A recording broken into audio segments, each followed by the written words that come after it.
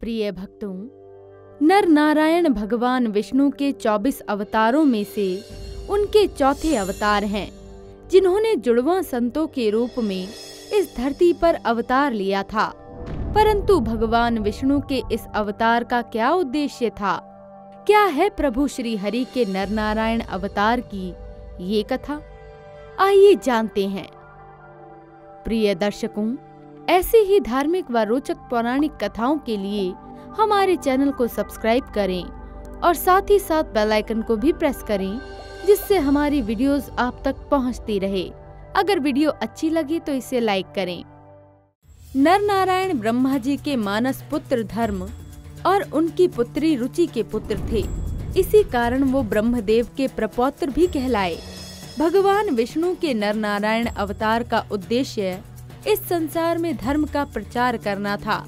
इसीलिए उन्होंने संतों के रूप में अपना ये अवतार लिया था। पौराणिक कथाओं के अनुसार नर और नारायण एकांत स्थान पर गहरी तपस्या में लीन थे और तप करते हुए उन्हें सहस्त्र वर्षों की समयावधि बीत चुकी थी। उनका तप अत्यंत कठिन एवं भक्ति से परिपूर्ण था।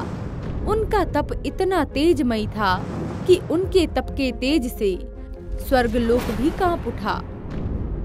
अवश्य ही इन दोनों संतों के तप के पीछे कोई बहुत बड़ा उद्देश्य है। इनके तप की अग्नि से तो अब स्वर्गलोक भी प्रभावित हो रहा है। ये अवश्य ही स्वर्गलोक पर अपना आधिपत्य स्थापित करना चाहते हैं। अपने मन में आए विकार के कारण इंद्रदेव उनकी तपस्या को भंग करने के लिए स्वर्गलोक की अप्सराओं को उनके ध्यान स्थान पर जाने का आदेश देते हैं।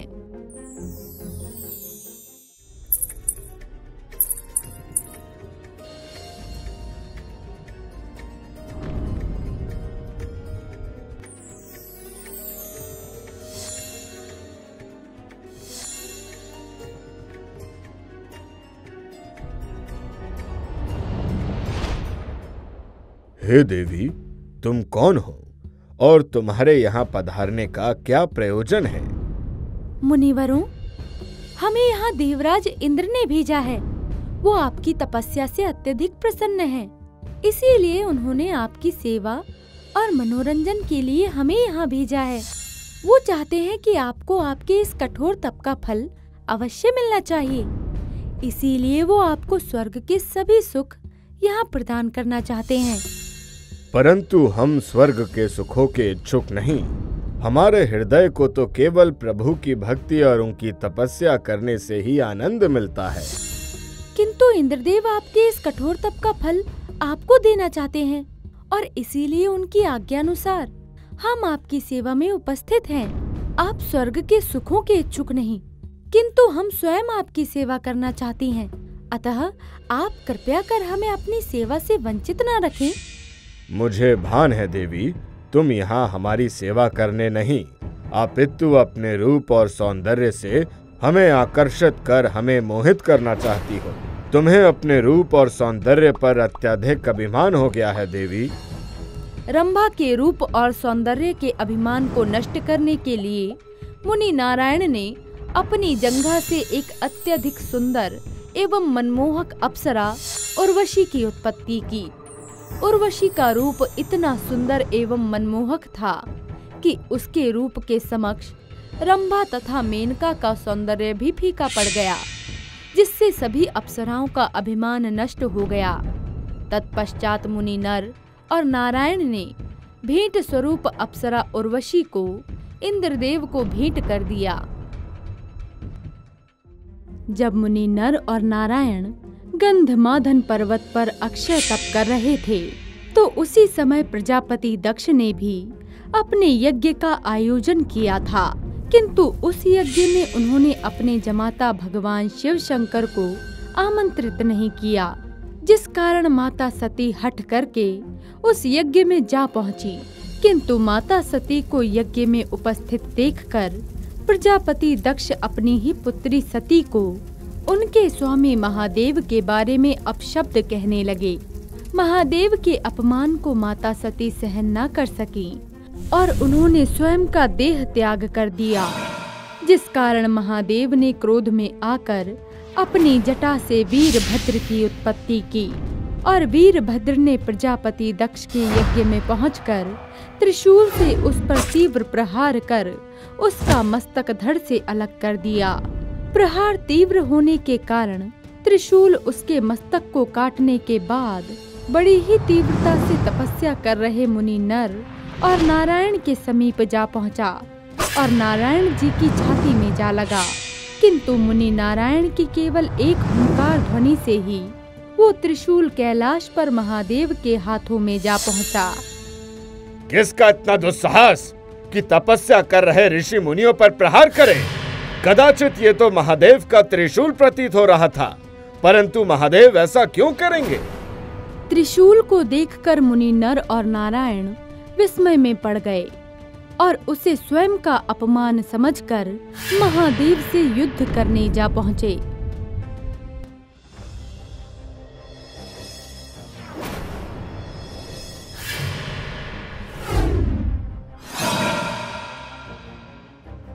जिसके बाद मुनि नारायण अत्यंत क्रोधित हो गए और उन्होंने एक सींग को मंत्रों से अभिमंत्रित कर महादेव पर छोड़ा, जो एक त्रिशूल परशु में बदल गया। मुनि नर द्वारा चलाए गए उस परशु को महादेव अपने त्रिशूल से खंडित कर देते हैं। महादेव और मुनि नर नारायण के मध्य चल रहे भीषण युद्ध से समस्त सृष्टि कांप उठी। मेघों से भीषण गर्जना होने लगी। समस्त देवी देवता उनके मध्य चल रहे युद्ध से भयभीत हो गए। तब सभी देवी देवताओं के आग्रह पर ब्रह्मदेव उन दोनों के समक्ष प्रकट हुए। महादेव, मुनि नर और नारायण, आप कृपया कर अब इस युद्ध को समाप्त करें। आपके मध्य चल रहे इस विध्वंसकारी युद्ध का प्रभाव समस्त सृष्टि पर पड़ रहा है। यदि आपके मध्य इसी प्रकार यह युद्ध चलता रहा तो यह सृष्टि के लिए विनाशकारी सिद्ध होगा। ब्रह्मदेव के समझाने पर महादेव का क्रोध शांत होता है और मुनि नर एवं नारायण भी अपने क्रोध का त्याग कर युद्ध को समाप्त करते हैं, क्योंकि इस युद्ध का कोई अंत न था और यदि उनके बीच ये युद्ध चलता रहता तो इस समस्त सृष्टि का सर्वनाश होना तय था। मुनि नर एवं नारायण भले ही दो मुनि थे, किंतु समस्त पृथ्वी लोक पर उनके समान युद्ध कौशल में भी कोई उनकी बराबरी नहीं कर सकता था, क्योंकि वो स्वयं ही श्री हरि के अवतार थे। देवी भागवत के स्कंद 4 अध्याय 9 के अनुसार एक बार राक्षस हिरण्यकश्यप के पुत्र प्रहलाद तीर्थ यात्रा पर निकले थे कि तभी मार्ग में उनकी दृष्टि एक वृक्ष पर पड़ी। प्रहलाद ने देखा कि उस वृक्ष की पत्तियां बाणों से बंधी हुई है। प्रहलाद ये देखकर अत्यंत क्रोधित हुए कि किस दुष्ट ने वृक्ष की समस्त पत्तियों को बाणों से बांध दिया है। तभी उनकी दृष्टि वृक्ष के समीप मुनि नर और नारायण पर पड़ी, जो तपस्या कर रहे थे और उनके समक्ष उनके धनुष और बाण भी रखे हुए थे। संभवतः ये दोनों कोई मुनिवर नहीं, अपितु कोई दुष्ट जान पड़ते हैं। इन दोनों ने ही इस वृक्ष की यह दशा की है। लगता है इन्हें अपने युद्ध कौशल पर अत्यधिक अहंकार है, इसलिए अपने युद्ध कौशल के प्रमाण के लिए इन दोनों ने इस वृक्ष की ऐसी दशा की है। प्रहलाद ने मुनि नर और नारायण को छलिया समझकर उन्हें युद्ध की चुनौती दे डाली। जब मुनि नर और नारायण के समझाने के पश्चात भी प्रहलाद नहीं माने, तब मुनि नर और नारायण प्रहलाद के बीच भीषण युद्ध छिड़ गया। उनके मध्य बहुत समय तक युद्ध चलता रहा। प्रहलाद जैसे ही किसी अस्त्र शस्त्र से उन पर प्रहार करते तो वो दोनों उसके हर प्रहार को विफल कर देते। जब अपने किसी भी दिव्यास्त्रों का प्रयोग करके भी प्रहलाद उन्हें युद्ध में परास्त करने में असमर्थ रहे, तब प्रहलाद ने सहायता हेतु श्री हरि का स्मरण किया। तब प्रभु श्री हरि विष्णु प्रहलाद के समक्ष प्रकट हुए। मेरा प्रणाम स्वीकार करें प्रभु, सदा कल्याण हो वत्स। प्रहलाद, तुम मुनि नर एवं मुनि नारायण से युद्ध करने का व्यर्थ प्रयास ना करो। वे स्वयं मेरा ही अंश हैं। इसलिए समस्त ब्रह्मांड में उन्हें कोई परास्त नहीं कर सकता। तुमने इन्हें युद्ध की चुनौती देकर उचित नहीं किया।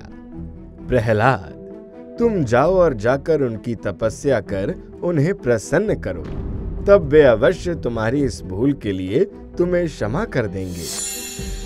इसके पश्चात प्रहलाद अपना राज्य राक्षस हिरण्यकश्यप के पुत्र अंधकासुर को सौंपकर बद्रीनाथ जाकर मुनि नर नारायण की तपस्या में लीन हो गए। तब उसकी तपस्या से प्रसन्न होकर मुनि नर नारायण ने प्रहलाद को क्षमादान दिया। पौराणिक कथाओं के अनुसार मुनि नर एवं नारायण का दंबोधव नाम के एक असुर से युद्ध छिड़ गया था।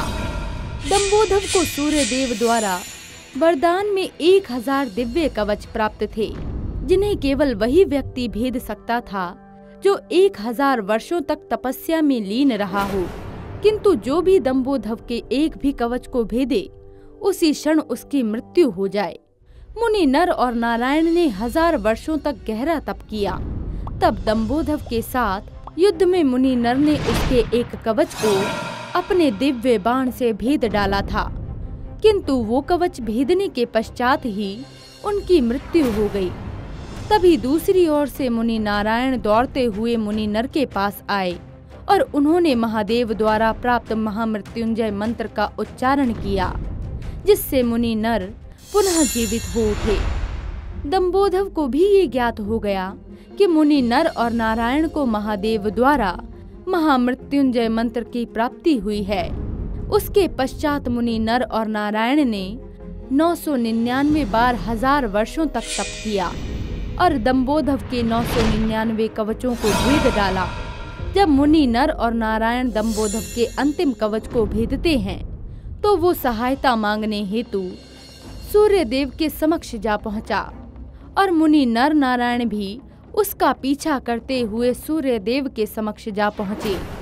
मुनि नर नारायण सूर्य देव से दंबोधव को उन्हें सौंपने का आग्रह करने लगे, परंतु सूर्य देव ने अपने भक्त की रक्षा करने हेतु दंबोधव को उन्हें नहीं सौंपा।